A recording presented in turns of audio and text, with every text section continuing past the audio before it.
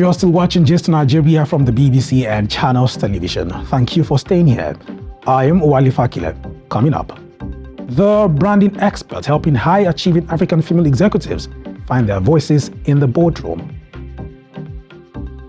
But before then, cancer continues to be a leading cause of death worldwide.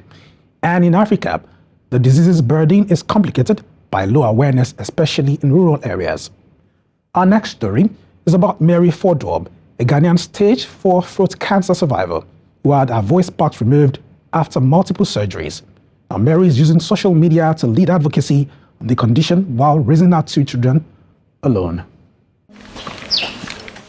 Throat cancer did not only take my voice away, my wonderful voice away, it also took my marriage away. Mary Fordwor has not always sounded like this.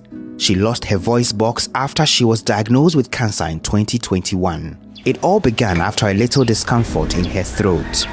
So a swelling around my neck. I was thinking it was infection, so I started treating with antibiotics. After 2 weeks, I realized the swelling was the same.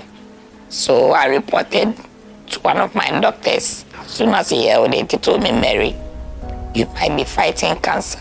Mary had multiple surgeries to try and save her voice, but in the end, the cancer was too far spread. I couldn't eat through my mouth again. That was where the doctors decided to find me another alternative of feeding.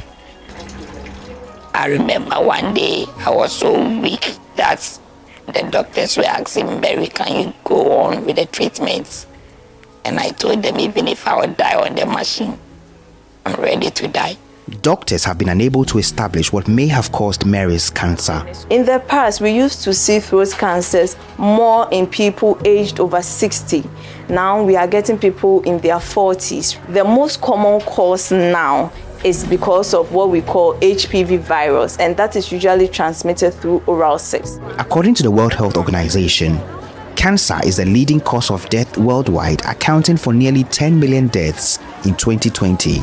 One of the early signs is hoarseness. When the disease progresses, the next thing that will come in is difficulty in breathing, difficulty in swallowing. Mary's struggles have not just been with her health.